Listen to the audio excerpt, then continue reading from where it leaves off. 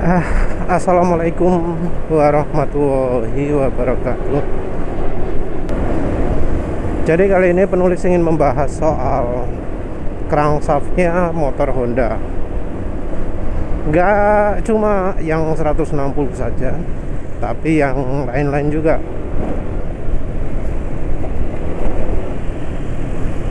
Jadi mungkin sudah pada tahu ya bahwa kalau crankcase-nya motor Honda itu untuk yang 160 mudah pecah. Jadi kalau kena batu, kena bolis tidur bentur gitu, gampang pecah.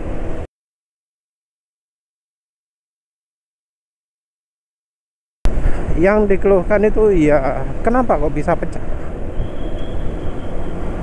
Banyak orang yang mengatributkan pada itunya, pada posisi engine mountingnya yang ada di atas. Jadi karena engine mounting di atas, maka mesin jadi lebih rendah, lebih gampang kena benturan dan seterusnya. Ya sebenarnya sih kalau kita lihat dari kondisinya insinyurnya sana, ya di Jepang itu nggak ada polisi tidur sekeji sini, se ekstrim sini. Di Indonesia ini kan polisi tidur nggak ada nggak ada aturan toh. Kadang wah tinggi sekali menjulang gitu ya, dibentuk kayak monumen. Kadang landai tapi gasro. Di Jepang rasanya nggak ada seperti itu. Dan seperti kita tahu, insinyur Jepang itu ya masa tahu kalau mendesain motor itu pakai diuji coba di Indonesia. Ra tahu ya. Pokok di launching menurut saya. Nah, yang jadi masalah adalah mengapa kok yang di motor-motor lain juga ada ya yang Greenpeace itu. Ada yang curiga bahwa itu karena blok crankcase-nya tipis ya. Tapi ya pecahnya tidak hanya di bagian yang tipis saja, tapi juga bagian sampingnya juga banyak masalah-masalah lain, seperti misalnya dari baut uli yang dol.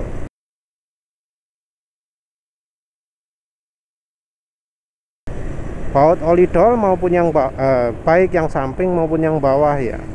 Kita ngomong semua tipe. Jadi mau samping mau bawah itu ada aja yang mengeluh dol.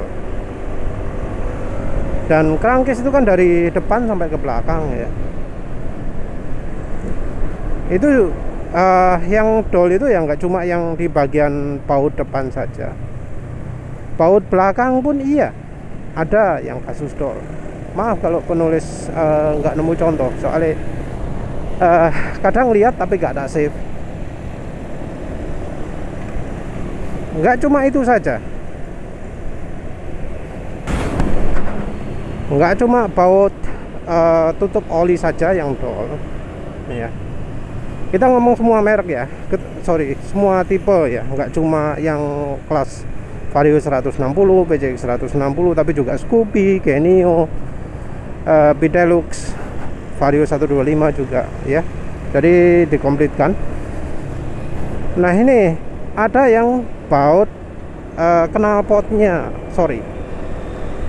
drat knalpotnya yang dol atau malah sekalian patah.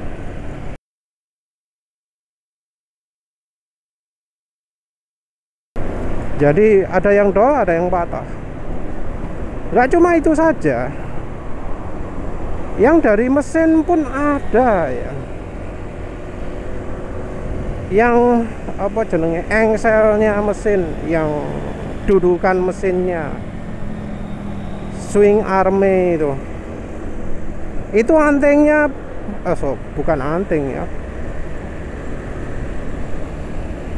tapi mengikat bearing ya, maka bagian itunya juga ringkih gitu loh, pecah.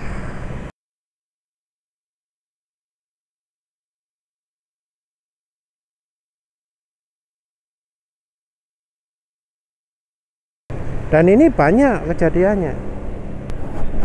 Jadi ini sepertinya sumbernya adalah dari materialnya, dari bahannya. Jadi bahannya yang lemah, kurang ulet, kurang apa jenenge ya, elastis ya, kurang elastis. Jadi terlalu mudah getas. Nah ini nggak tahu ya, apa karena memang sengaja untuk murah atau emang dari sisi teknologi mampunya Honda cuma segitu. Tapi ini terjadi di banyak model. Semua yang berhubungan dengan crankcase atau bagian mesinnya itu. Bahkan ada yang puklek dalamannya, patah di bagian apa, sisi-sisinya, gopel gitu ya, itu ada.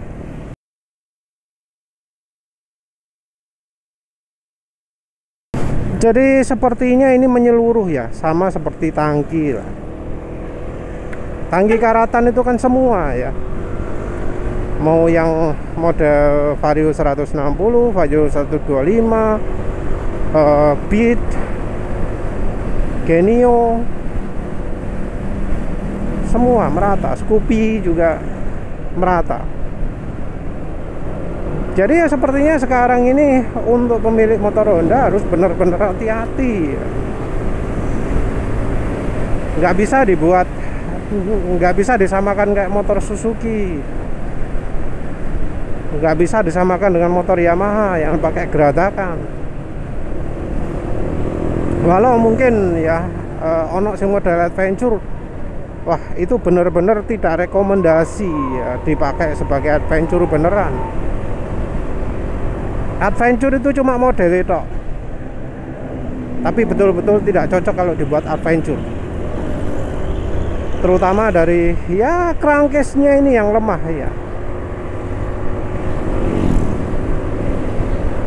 Crankcase lemah, mau dibawa ke jalan berbatu, dibawa ke jalan ya yang apa, tekukannya ekstrim, sama sekali nggak rekomendasi ya.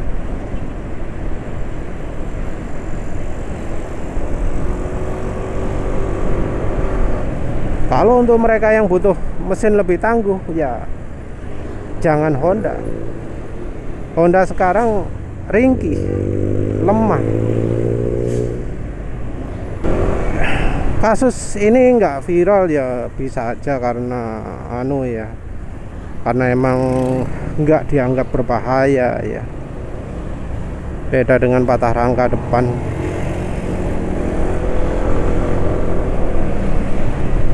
Kalau patah rangka depan itu juklek gitu ya. Kalau belakang cuma ndangak tok, jegrok gitu ya. Ya sebenarnya itu merupakan faktor keselamatan juga. Cuma ya entah mengapa nggak dianggap ya, nggak dianggap sesuatu yang heboh gitu. Padahal mestinya kalau lihat peristiwanya cukup banyak juga ya. Bukan yang Vario 160 tapi yang model-model Scoopy, Genio gitu ya. Bisa banyak gitu karena apa? Karena ono spesialisnya dewe. Ada spesialisnya khusus yang apa? Spesialis menangani rangka-rangka yang patah di bagian antingannya, dudukannya itu. Bisa di kelas ya. Tapi membuh modelnya kayak apa? Ada khusus kayaknya ya. Karena kalau nggak khusus ya coplok mana lah podo ae. Terus mungkin ada yang ngomong, oh model las-lasan itu cepat rusak. Ya, kita bandingkan dulu dengan apa. Kalau dengan ya yang punya Honda sekarang, buktinya kok ringgih kok. Jadi bisa aja las-lasan itu ya mungkin ringgih ya, tapi sama ringgihnya dengan bawaannya. Kalau dibandingkan dengan punya Yamaha, punya Suzuki ya mungkin beda. Kalau di las akan lebih ringkih. Tapi kalau bandingannya dengan Honda ya bisa jadi nggak ada bedanya lah. Atau mungkin malah lebih kuat.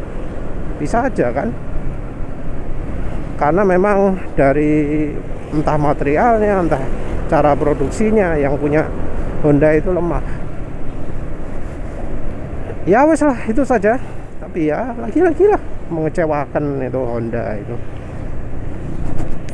Itu kalau beli motor Honda ya seperti penulis biasa bilang, lek gak sugih ojo tuku Honda. Punya motor Honda itu harus bisa menangani masalahnya ya. Harus punya modal, punya dana untuk memperbaikinya. Punya motor Honda itu gak cukup duit pas, harus lebih. Harus siap-siap misalnya 1 juta atau 2 juta, jaga-jaga kerangkisnya pecah, patah. Kasus kerangkis patah saja sudah ada kan ya, malah lebih dulu kalau kerangkis patah itu.